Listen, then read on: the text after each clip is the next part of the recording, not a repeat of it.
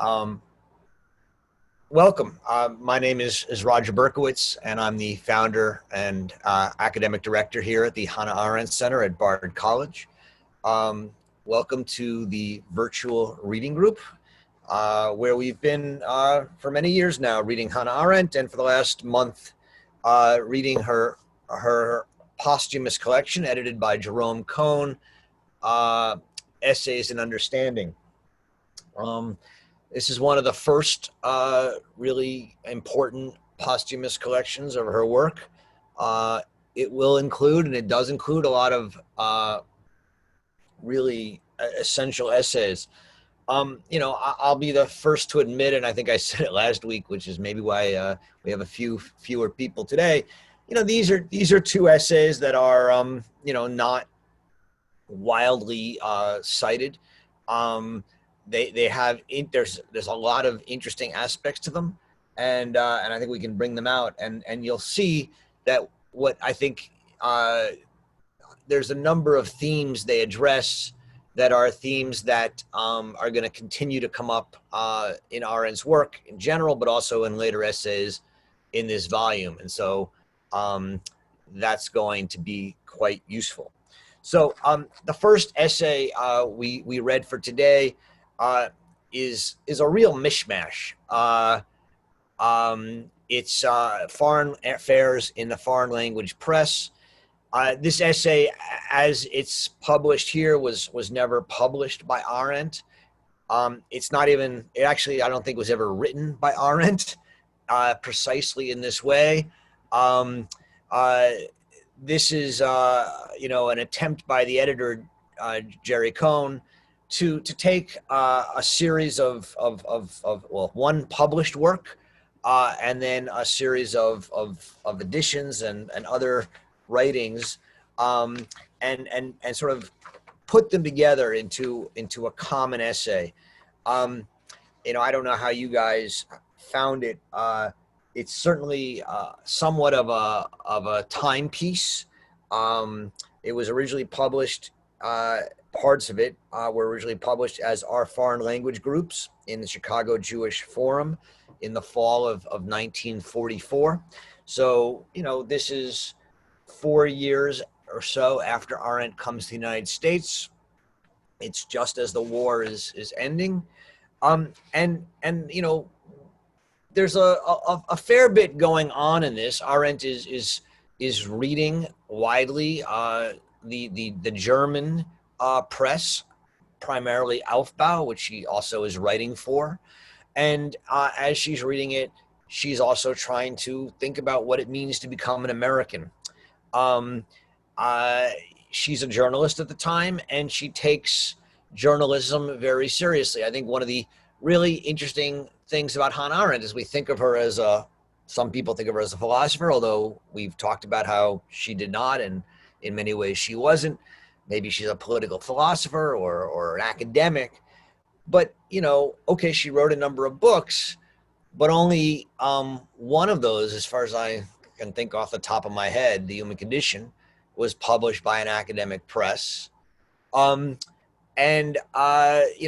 of her writing later came out in the New Yorker and Dissent, in the New York Review of Books. In many ways, she was a journalist, and this is an essay that takes journalism seriously and journalists seriously. And it's looking at a particular group of journalists and finding in them good and bad, but real important political, socio-political issues. I think that the dominant theme of this essay is Arendt's, and the reason I think Jerry put it in the book, this is me trying to get into his head, so I could be wrong, but he writes in the introduction to the volume that this essay really shows her growing interest in the socio-political makeup of her adopted country, and I think that's right. I mean, one of the things Arendt is doing is bringing her experience as a refugee in America and as a foreign language refugee and as a Jewish refugee to bear on an attempt to understand what America is. And she says, look, one of the things about America is you have all of these people who came here from other countries. And while they, to some degree, become American, they also have an enormous passion for and love for staying in touch with and involved in their home countries. And there's these, dozens and dozens, maybe more, of journals and weeklies and daily papers that are part of what she calls this foreign language press. And she says that at the beginning, this foreign language press was largely a safeguard for liberal and humanitarian foreign policy in the United States. So, for example, the Irish foreign press sought to help create a kind of liberal republicanism in Ireland, and you would not have had the Irish Republican Army without the American foreign press. In a sense, the people, the refugees and the immigrants come to America, they feel superior to their homeland in some way, that they're freer and more economically viable, and they argue for liberation back home, to bring the benefits of freedom back home. But there was also another sense about this foreign press, which was a kind of acceptance or even jingoism for their home countries. And in the 1930s, this led many of the foreign press to support fascist governments back in Europe, back home. And Arendt is engaged with that. But to me, the sort of most interesting intellectual part of this essay is part 5 and part 6, but starts in part 5. And it's here where she's saying, what is the true importance of the foreign language press? And she says they argue about all these things over in Europe, but it's actually, that's not what's important, because even though they argue about it, in the end, they don't have that much impact. They don't have that much impact on what's going on in Europe. The real importance of the foreign language press for Arendt is that it becomes an argument. It becomes a fight. It becomes a discussion amongst different groups in the United States who increasingly live in the same cities. So whether you're in New York or Cleveland or Chicago or Detroit, you have Poles, Slovaks, Czechs, Germans, French, Lithuanians, etc., living together. And they begin to argue. And at first they're arguing in favor of their home country, their countries they came from. But what they start to see is that if you're going to be Lithuanians and Poles, you might need to band together against the Russians, because you need to protect yourself from Russian imperialism and Russian Soviet imperialism at this point. And so what she says is these different groups start talking to each other. They live in close proximity, and unexpected alliances emerge. And this is on page 98. And, again, here's an essay in which, again, I think a lot of it is very hard for us to get a lot out of. And yet on this page, on page 97 to 98, you see some real, you see some ideas that are going to be central to Arendt throughout her life. So on the bottom of 97, she says, second, there is the fundamental change, now on to 98, all European national conflicts must undergo when they are fought out by people who for the first time live in such close proximity to one another as they do in large towns and cities in the United States. And then skipping a couple sentences down, she goes, this new problem of all living together within the framework of a growing nation in which all of them are to become integral parts accounts, on the one hand, for the peculiar violence of nationalistic arguments.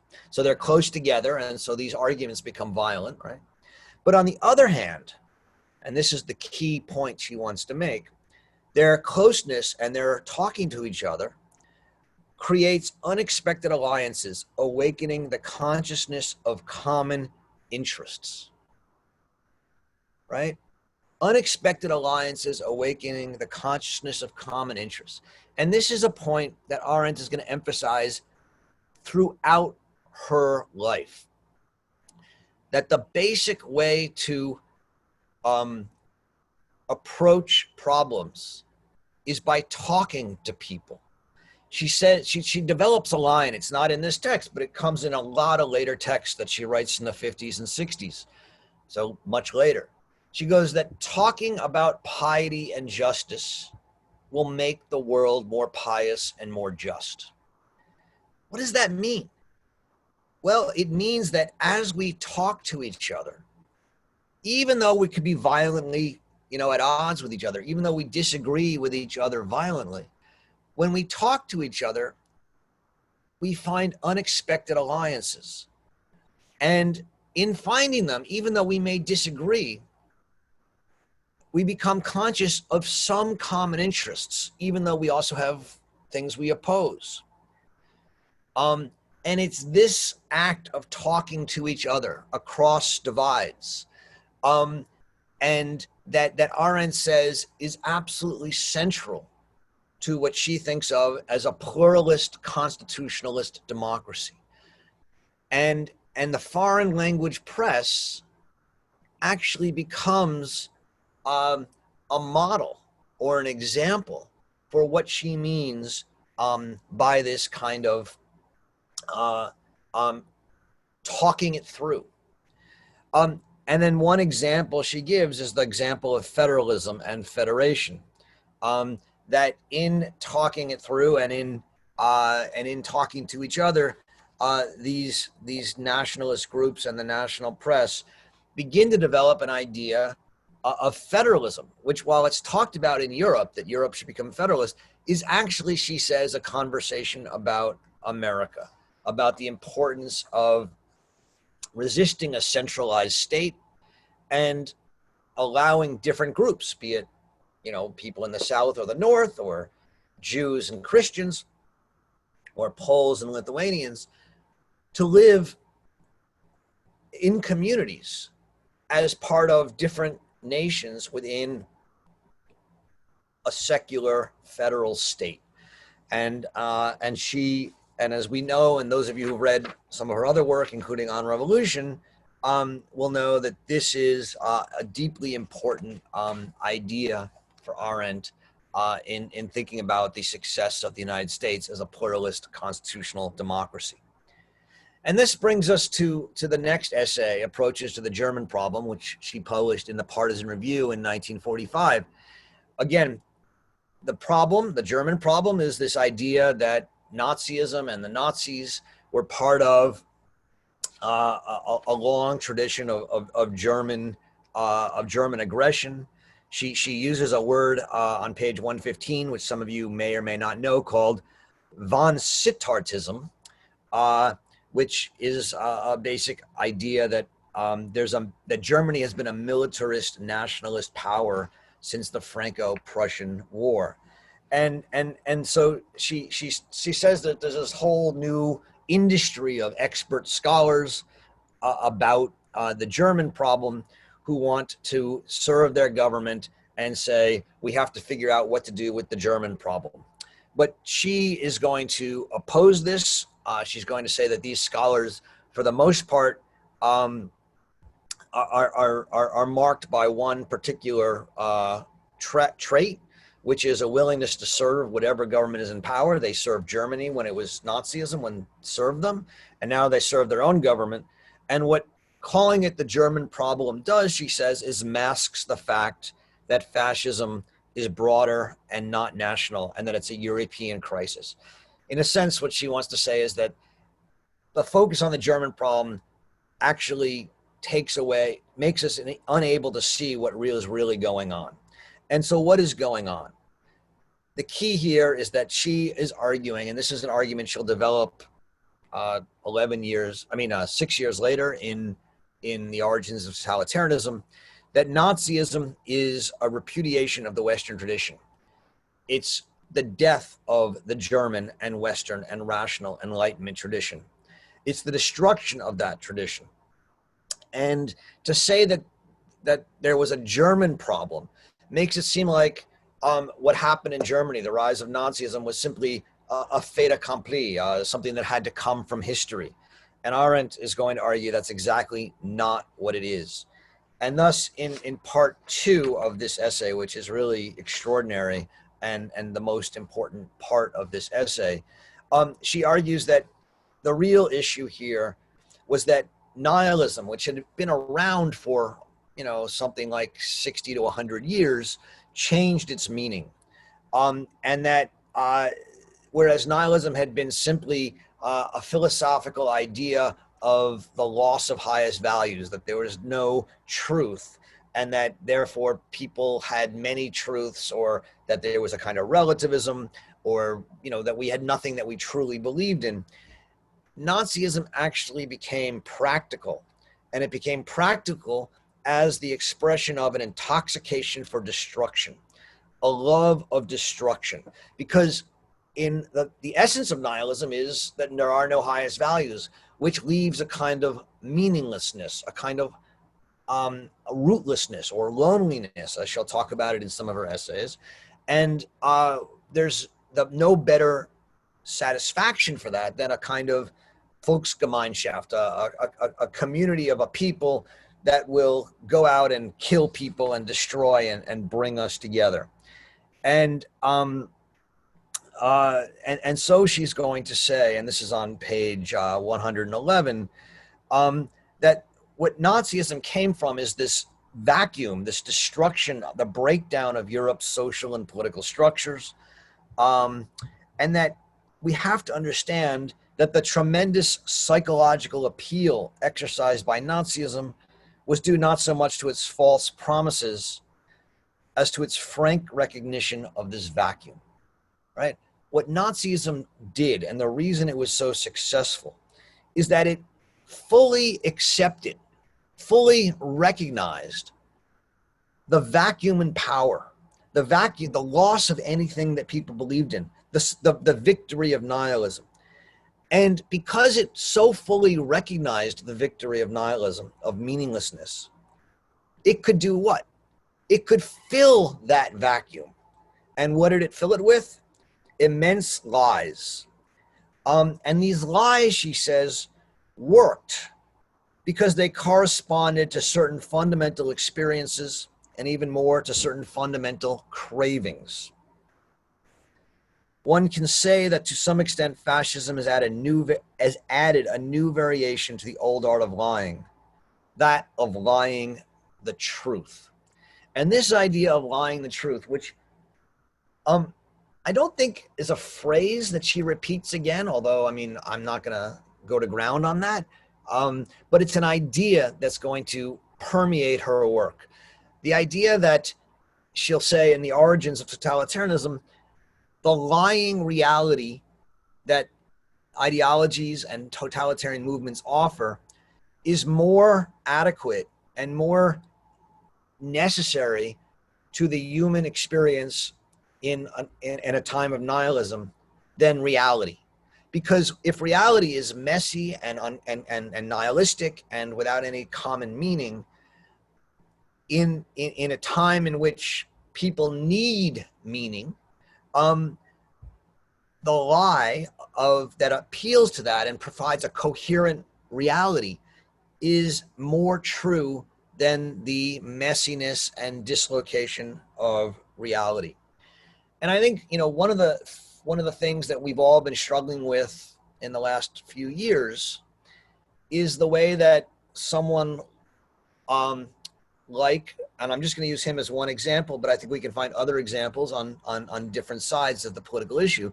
Someone like President Trump can be seen by some people as the most extraordinary liar, and by others as the most extraordinary truth teller, right? How do we make sense of that kind of paradox? And Arendt's answer is that in some sense, what he's doing is lying the truth. Now, this doesn't mean he's totalitarian or fascist. I certainly, I don't think that's an argument I'm ready to make. But I do think he's someone who has frankly recognized the complete victory, at least of a certain part of over the certain part of the population, of this vacuum that Arendt's talking about, of this will for destruction, this belief that the entire system is corrupt, and that more important than reforming it or saving it is destroying it. And this will for destruction, which comes out of a sense that the whole system is corrupt and thus unjustified and hypocritical, is when you recognize that, you can mobilize a kind of mendacity, a kind of lying that seems like truth telling, because what you're selling is people, the whole system's broken, it's screwed up. And if you lie in the name of that, they will say, look, I don't care if you're lying because you're speaking a more fundamental underlying truth. And so this is, I think, the insight that's, here in section 2. It's in 2 pages of this text, and it becomes really the kernel of a lot of her writing about totalitarianism and about truth-telling and lying that she will pursue for the rest of her life. The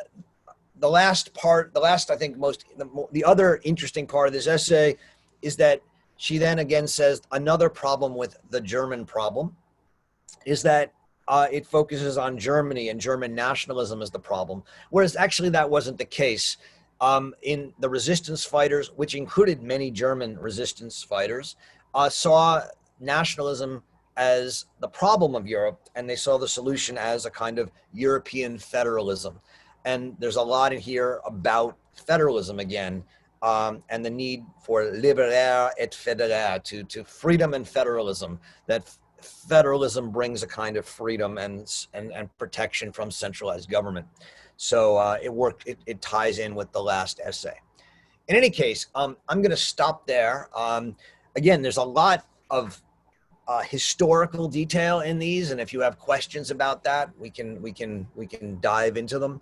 And if you want to talk about some of these bigger themes and bring them into the present, we can do that as well.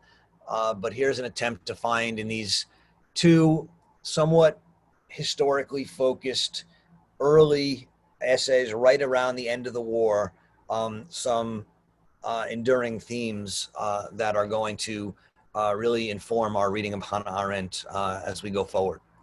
Okay, let me stop there. And I see there's a lot in the chat already, but I see some hands. So let me start with some of the hands. And Margaret, why don't you jump in? So Margaret, you got to I am on. I think I'm unmuted. Are you unmuted? Yes. Is this me? I don't hear you, but I think you're unmuted. Can you hear me now? Yes. Go ahead. Okay.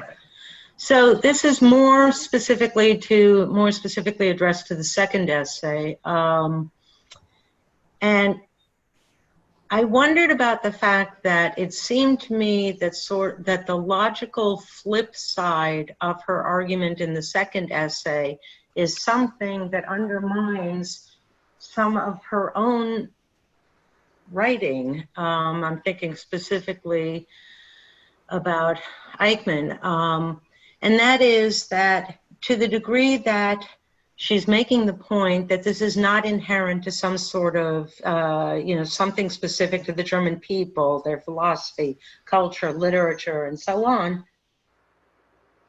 does it not logically follow that an argument at least could be made that therefore the genocide writ large is not logically specific to the Jews? Although she has taken the point in some of her other writings to say that there is something in the Jewish character that lent itself and enabled some of what went on, which, yes, caused her, a lot of pushback And no, she's not saying that, you know, Jewish people invited it. I get that. But it does seem to me that she kind of leaves that space open, although she seemed to walk right to the brink of it and then not address it. Thanks, Margaret. Yeah. So, you know, I think one way to say it is I don't think she thinks genocide is inherently tied to the Jews. So just to give, you know, two examples, in the book, The Origins of Totalitarianism, there are two totalitarian governments she's discussing. One is the Nazis in Germany and one is the Bolsheviks in Russia. Um, uh, in Nazi Germany, she says you can't deny the fact that the Jews were at the center of German ideology. The very ideological power of Nazism was racism, and so that's why racism becomes such an intense focus of her writing in the book. And racism understood as anti-Semitism, an ideological elevation of one people, the Aryans, over another people, the Jews. But over in Russia, the justification for mass murder and genocide, bureaucratic mass murder and genocide, wasn't racism. It was classism. It was the idea that the evil people were a petite bourgeoisie, and they needed to be eliminated. So I don't think that she would say, I mean, so you're right that when she says, how could racism work as anti-Semitism? She says, well, there are a number of reasons. And one is that the Jews themselves embraced a kind of separatism, right? That they would, especially living in a diaspora, that they were a chosen people who would who would not integrate into or assimilate into the cultures, but saw themselves as a people to a certain degree. And in so doing, allowed themselves to be seen as different, but also didn't engage politically in those countries. They sort of stayed outside and therefore sought special protections for themselves, and in a sense didn't participate in the drive for equality, which was the driving notion of the time, because they actually wanted to remain different with certain privileges. And so she says, there were aspects of the Jews and the Jewish culture at the time that made it easier for them to be subject to racist and exterminationist ideology. She doesn't blame the Jews for that racist or extermination ideology. She's not saying that at all. She's saying it made it possible for that to happen. So yeah, I mean, she thinks that's the case in Germany, but there's nothing.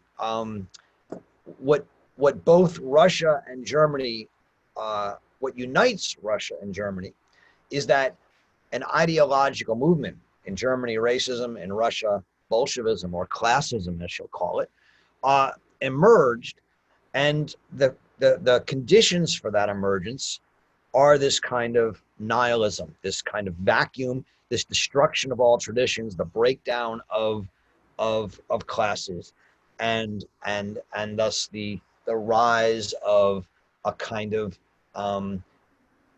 will to destruction that she's talking about. Does that make sense, Margaret, or do you want to push further? I guess I was on a slightly different track. I mean, I guess I would say that,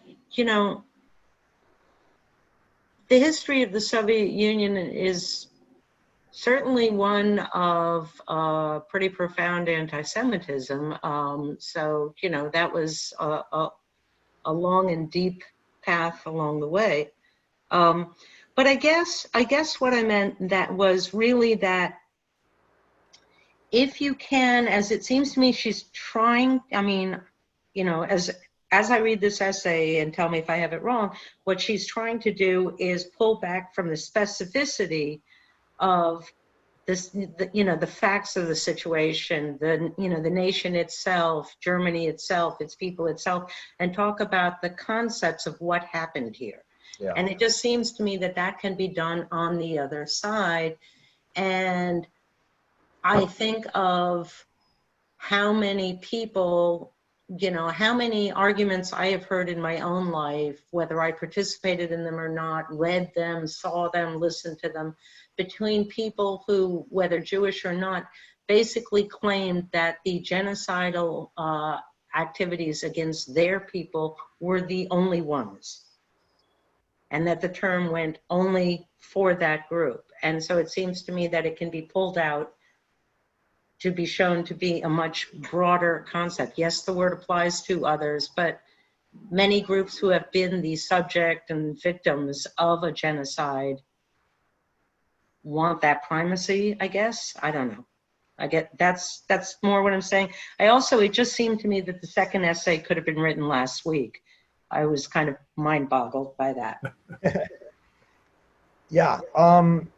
I mean, we're not in Germany, I'm in the US, but a lot rings true. Yeah, I mean, just to point this out, if you look at the origins of totalitarianism and the last chapter, which is only added in the second edition, but is probably one of the most important parts of it.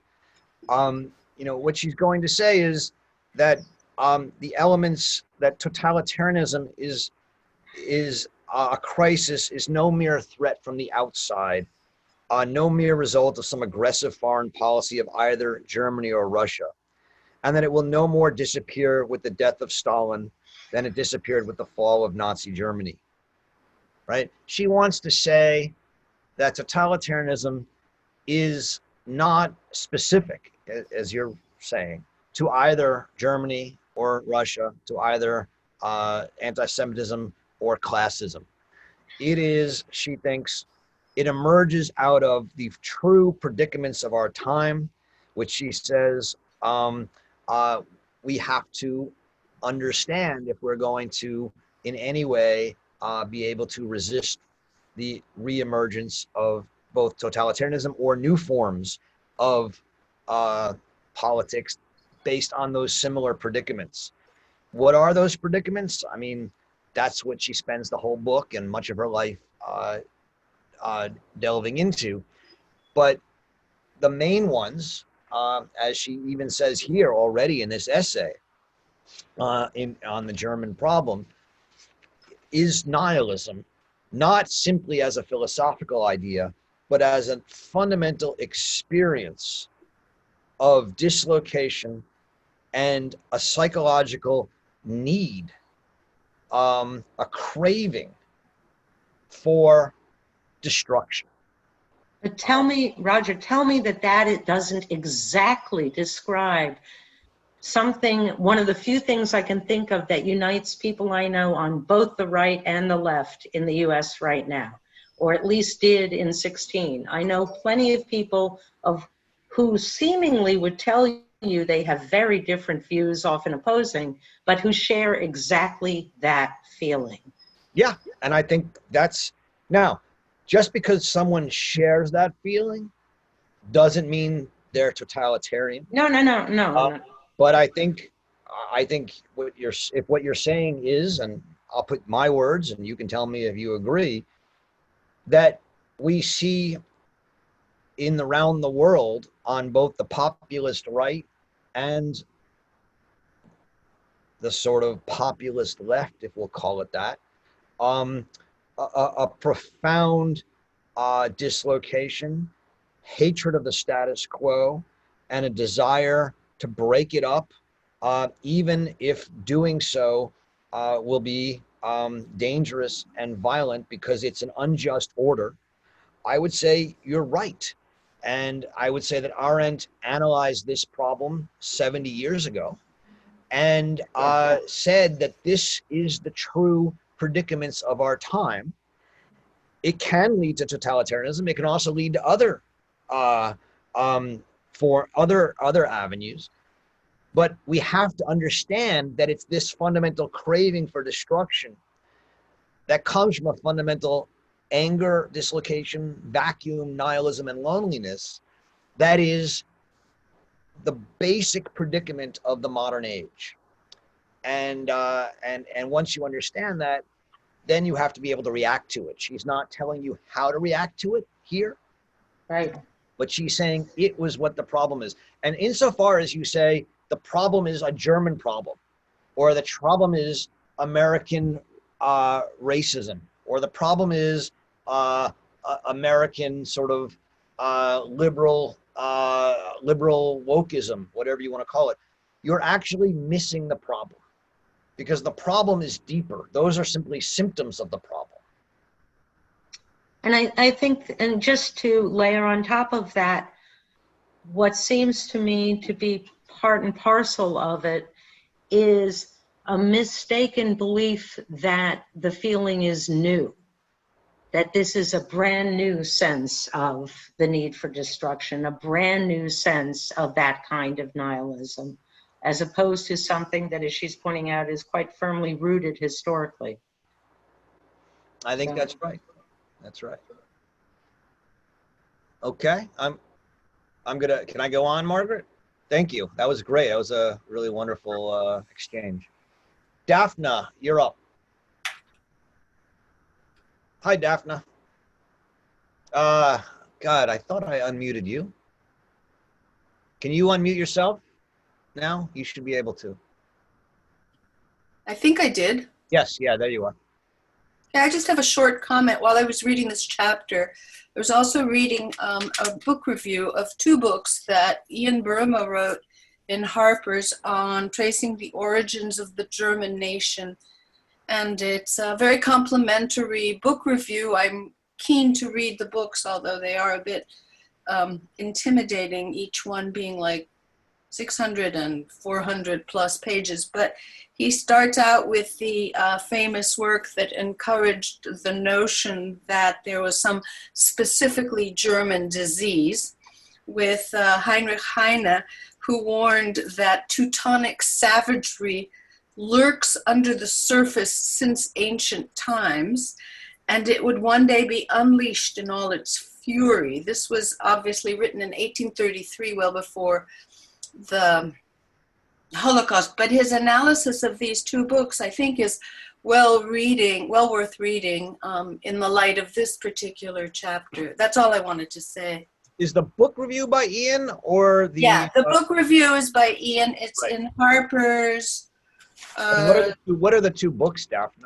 Okay, hold on. This is the July issue, and the two books are Germany, A Nation in Its Time, Before, During, and After Nationalism by Helmut Walser-Smith. Mm-hmm. And that's 608 pages. Go for it. And the other is Culture in Nazi Germany by Michael Cater, Yale University Press, 472 pages. Right. I hope I live long enough to read them. But anyway, that's my comment. Well, wonderful. I mean, Ian is a colleague. He teaches here at Bard with me, and one of my heroes. And a good hero to have. And you know, all I'd say is, and I haven't read the review, I have to admit. So I'm going. I don't really know exactly what he's saying. I think I took some of it from what you said. But it's really relevant to this chapter. It was just like, oh my gosh, it's like he knew it was. That's right. But I mean, just to make sure we all understand Arendt's view on it, right? Which is whether there was Teutonic savagery that lurks in the German tradition. She's not saying yes or no, but she is saying that it may have existed in 1883 when Heine is writing, and it may have existed in 1914 when Germany went to World War I. But what she's saying is when Germany started going into World War II, when the Nazis arose, that wasn't based on Teutonic savagery. That was based on something new and different. And I just want us to be clear that that's what she's saying. So she's not denying that there is or isn't such a thing. She doesn't say it, but I don't think she certainly probably would accept that there was a kind of Teutonic, nationalism. But she's saying that to attribute Nazism to that is to mask the real issues. So thanks, and read those 2 books for next week, and get back to us. Jack. Well, I have a few disconnected comments to make. Each one of these articles intrigued me mostly because of my interest in when they were written and the times that they reflect. So, for example, the one about the foreign language press is quite interesting because, of course, that extensive a foreign language press doesn't exist any longer. We have people from other countries have a different way of keeping in touch with the mother country, so to speak, and that kind of identification with by immigrants with the country that they come from is not quite the same as it was back then, and it changed really not long after this was written. So, probably within about 10 years, many of those newspapers were gone. And a very large part of the foreign language press at the time was run by the Communist Party, and they all disappeared also. So the extent of the foreign language press diminished to such a great extent that, in a way, this is like an antique, right? But when you take a look at the positions that these newspapers took in her article, it's quite interesting that she identifies the leaning toward fascism of assimilating Americans who are still connected to the home country, because somehow that would somehow preserve the nation state that they came from. And it wasn't really until after the war that this, or even during the period in which she wrote this article, that all of that changed. I want to point out that for both articles, Roosevelt was still president, and that really impacts the content, especially on the German question, because she writes a lot about the Morgenthau Plan, which reflected at that time of official American policy, which had to do with destroying the savage state of Germany, right? And that actually morphed after Roosevelt died, just a couple of years after this article, into the Marshall Plan, which was a totally different approach to the German question. Although I'm not convinced that either approach really addressed the issue, which she, I think, correctly identified as something that was not German, but European at the time, and is now, I think, worldwide. It's proven to be worldwide. I think we're reliving in some way the pre-war conditions that existed in Europe when she left it. I also want to point out that she hadn't written a book yet. In both of these articles, you're right, she's a journalist still. She had written Rahel Varnhagen, had not finished it yet, I think, at this point. I don't remember now. Or she's not, I think Sam will correct me on this. I may be wrong, but it's somewhat. The other books have not yet been written. And you're right, she is a journalist. She's writing for Aufbau, which she doesn't mention at all. She speaks about the Jewish press, which at the time was mostly a Yiddish press, and she doesn't speak to that. And her conclusions about the relationship of the assimilated Jews in America regarding the question of the homeland, so to speak, she comes to a very interesting conclusion, which I was surprised that you didn't mention, which has to do with her views, which are her developing views around Zionism. And she's very clear, or I shouldn't say very clear, she's hidden clear in this piece that she is concerned about the creation of the homeland because federation, the only possible federation is federation with the Arabs, which she recognizes the Zionists do not want to do. So she sees the Zionists as opposition to federation in the Middle East. And I think that's a quite interesting early understanding of the ways in which Zionism got exercised from then forward. Zionism was just about to be successful, just about to be. This is the winter of 45, and it's only 2 years before the UN resolution. So it's really kind of interesting that she already perceives the difficulty, and so I thought that was really important. Thanks, Jack. Those are really very helpful and good points, and they bring up some stuff that I'm not going to be able to do everything in my introduction, so I didn't discuss as much. So on the last point about Zionism, absolutely.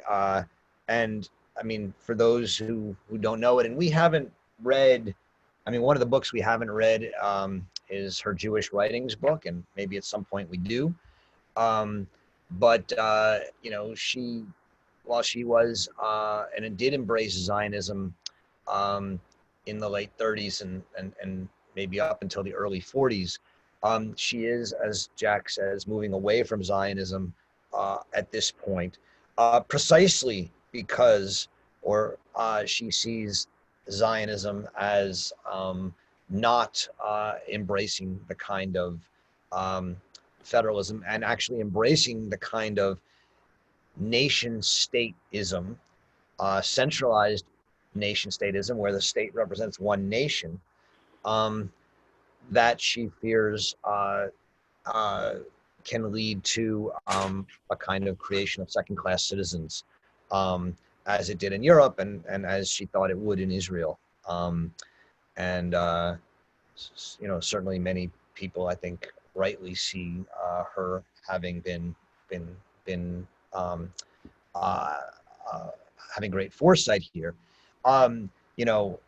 Her claim and the argument she ends up making in this period is that what's needed is a federated state. Precisely what Jack saying is almost impossible. She thought at this time it was still possible. I don't know if any of you saw the article by Peter Beinart that he published this week about the fact that the two-state solution is dead in Israel and Palestine, and that the only way forward is a kind of binational state, which is actually, to a large degree, a return to Arendt's argument about a federated state, where both a Jewish people and a Palestinian people will have rights not only as citizens guaranteed in a constitution, but as peoples guaranteed in a constitution. He makes the argument, Beinart does, that that this is possible today. It seems to me a difficult argument to make, but it is the argument Arendt was making, again, 70 years ago. I think another important point you were, making about the how people keep in touch with their home countries is very different today. It's less per se about a foreign language press, and more often reading just the home press on the internet, and what that means. I wonder if the replacement for the foreign language press is something more like a kind of identity politics blogs or journals, where you have different journals for different nationalities or sexualities or other things. But maybe, but I don't know. I haven't really thought that through, but it strikes me as potentially worth pursuing. I think I'd like to add that today, in the current, in the world today, immigrants stay in touch directly in a way that they couldn't in the past, especially during war years, but and even before that technologically. So the motivation is very different. People actually, they do Zoom calls with their families abroad. They're in complete touch with their home country if they want to be.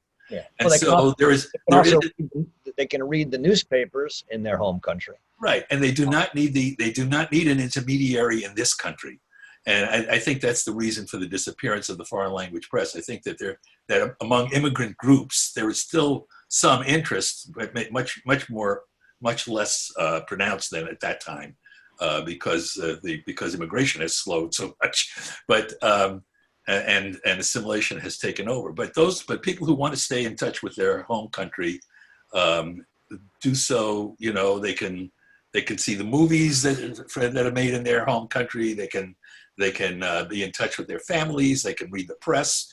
They can actually be there. You can go there on the internet in a way that you couldn't in the past. And I'm wondering if anybody knows. Are there examples of? I mean, there are certainly foreign language newspapers. I mean, I see it riding the subway in New York. There's a whole bunch of Asian language newspapers that I see all the time, and Spanish language newspapers that I see people reading the subway. I'm not sure if they're country specific or more language specific. I don't know if people have insights into that. I'd love to hear your thoughts. I just don't know. But let me move on. Yeah, go ahead. May I make a comment regarding that? I would think in terms of the foreign language press, in terms of what Arendt's talking about from the European side. I would suspect a large part of it is simply assimilation. You still see, when I lived in Chicago, you would still see when I'd go, to a Thai restaurant or a Vietnamese restaurant, or went down to Chinatown, you would still see, people of those nationalities reading. I'm assuming, I couldn't read it, so I'm assuming they were press of their own language. And even with Hispanic, you would see his papers in Spanish. But I would think, a lot of the foreign press in terms of, Polish or Lithuanian or German is just a factor that you just don't have that many German speakers or Lithuanian speakers. Or in Chicago, there's a big Polish community. Cleveland used to have a big Polish community. I used to wake up on Sunday morning, used to have polka variety on the TV. But, I just, and I noticed when I lived in Chicago, a lot of the Polish people that I knew, basically their kids didn't know Polish anymore. And so I was just wondering, with the European press, I would just think it would be primarily assimilation. Yeah, I mean, I think maybe so, but I think there's the one example I'm now thinking of, and I just read an article about it, but I have to admit I'm a little fuzzy. I don't remember it exactly. But Falun Gong would be one example of thinking about this. The Falun Gong in China, which has become one of the most active anti-Chinese government movements we see, and have been playing a huge role in some of the politics around President Trump's basically firing of almost all the people who run the Voice of America broadcasting system in the last couple of weeks. There was an article recently that a lot of it was based on a kind of, I think, support for or arguments made by Falun Gong. And I'd have to go back and read the article. But, so maybe, and I think, so I think there still is a kind of, foreign language group in the country that make foreign policy arguments through their connections to the countries they come from. But I think maybe it's switched from Europe as a central to Asia and South America. That just be a thought. I think you're right about the loss of the European idea. I don't know if that makes sense, but that's just an attempt to think off the fly here.